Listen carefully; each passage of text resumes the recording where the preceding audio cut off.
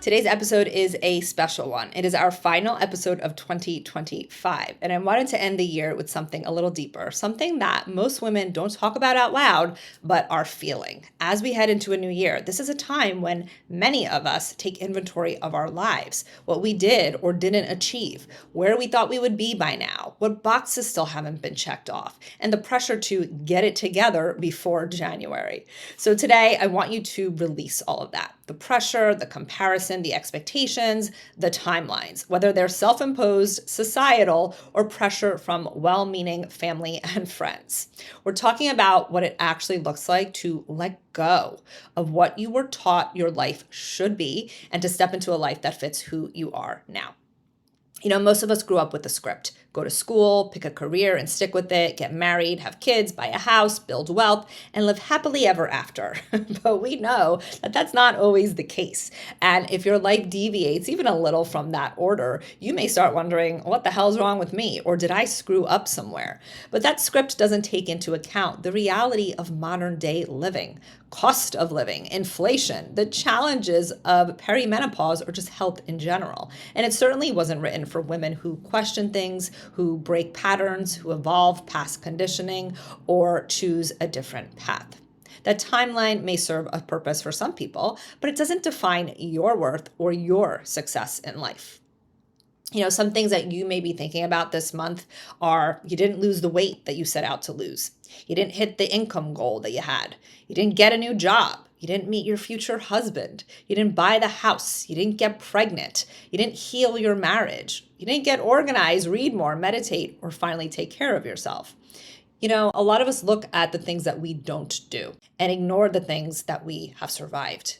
But maybe this year wasn't about achieving. Maybe it was about setting boundaries for the first time, walking away from a relationship that drained you, learning what you won't tolerate anymore, letting go of perfectionism, healing your nervous system, resting instead of pushing to prove your worth, saying no without guilt or worrying about what others think of you. Those things don't trend on social media, but they change everything. And I get it. The pressure from society and even well-meaning family members is very real. But what I tell clients is people in your life, without realizing it, often project their fears onto you. So those annoying, intrusive questions like, when are you buying a home? When are you having another kid? Are you married yet? Are you seeing anybody? Shouldn't you feel better by now? Are you making enough money? Those questions aren't about you. They're about their programming and what they value. And let's be honest, a lot of people don't know how to handle women and men who choose differently. So they judge what they don't understand. But their discomfort has nothing to do with you. I want to share something personal with you because the pressure to be married with children especially is very heavy if you're a woman in your 40s who hasn't done either. And I know a lot of women in their 40s in that boat. I've mentioned Mike in many episodes, and I share photos occasionally of him on Instagram. He is my life partner. We've been together for over 16 years. We love and respect one another. We have a very healthy relationship after doing a lot of work on it, and we will likely be together forever. I hope, right? But, we're not legally married. We both saw ugly divorces growing up. We lived in homes where emotional safety, healthy communication, and boundaries were not modeled. And we're realists. We don't romanticize marriage like a lot of people do. We understand that the quality of a relationship is far more important than a wedding or that piece of paper. So instead of following tradition just for the sake of optics or because it's what people expect of us, we created a relationship that works for us. We show up every day because we want to, not because we have to. Our commitment looks different than others, and that's okay. We also chose not to have children. Of course, we talked about it many, many times over the years and always promised each other that if one of us changed our mind, that we would absolutely tell each other and be honest about it. But having children didn't align with what we wanted our life to look like. And neither of us has regretted that decision. If anything, we're really proud of ourselves for being that honest with ourselves and not doing something just because it was expected of us. That decision doesn't make us less than. Your life may look different to others around you, and that's the point. You are allowed to build a life that makes sense for you, not for everyone else. And the pressure isn't just around marriage or motherhood. It shows up everywhere. Maybe you thought you'd be further in your career, but your priorities changed. You thought you'd own a home, but the market is insane. You plan to lose weight, but your hormones changed the rules. You wanted to save money, but you're supporting aging parents, or maybe some medical bills popped up. You wanted to organize your home office, but you just couldn't make it happen. And then you go online and you see perfect vacations, perfect kitchens, perfect bodies, perfect marriages, and perfect careers. Everybody looks like they're 10 steps ahead of you while you're trying to remember where the hell you put your keys and why you walked into the kitchen.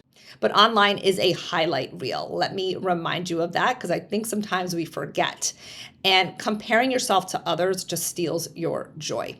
And putting pressure on yourself to be perfect steals your presence, while unrealistic expectations steal your peace. You don't have to justify your choices, explain your path, perform to feel worthy, or prove that you're catching up. You're allowed to change direction, move at a different pace, or start something new. Success is what you believe it to be, and it can look like emotional regulation, a relationship that feels safe, a body that you respect, not punish, mornings without anxiety, work that aligns with your values, friendships that nourish you, boundaries that protect you, finances that grow at your pace, healing patterns that your family never addressed, or trusting yourself more than others' opinions. So some takeaways from this episode. Your worth has nothing to do with your marital status, paycheck, weight, or career. You're allowed to choose a partnership, family, home, and career that fits you. You don't have to spend time with people who make you question your value or choices. You don't need a new diet for January. You need honesty about what you actually want. And you can pivot at 40, 50, or 60. It's never too late to make a change. So instead of asking yourself, what did I accomplish this year? I want you to ask yourself, who did I become? Because a woman who's learning to trust herself, to let go of timelines, to release the pressure, and is done performing is not behind. She is transforming. And that is something to be celebrated. As we close out this year, I hope that you feel lighter, more grounded, and more connected to the woman that you are, not the one that the world told you to be. Thank you so much for being here with me in 2025. I am truly grateful for you, for the show, and for every woman who has decided that she's done living by other people's expectations. On that note, I'm taking some time off, so there will be no new episodes in the next couple of weeks. I'm wishing you a peaceful, joyful start to 2026, and I will be back in January. See you then. Hey, before you go, if you want to know the 10 things that I do every day to improve my energy, mood, and maintain a healthy weight in perimenopause, grab my free resource, Perimenopause Daily Checklist, via the link in the show notes. You'll learn my daily morning and evening rituals, how I reduce overwhelm and get stuff done, how to structure meals to feel good, and much more. Perimenopause doesn't have to be such a struggle. Let's flip the script so you can feel and look your best. The information provided is for educational and informational purposes only. I am not, nor do I act as a doctor or any other medical professional. I am not providing healthcare, medical services, or attempting to diagnose, treat, prevent, or cure any physical, mental, or emotional disease or condition. The information shared is not intended to be a substitute for the professional medical advice provided by your own medical or mental health provider.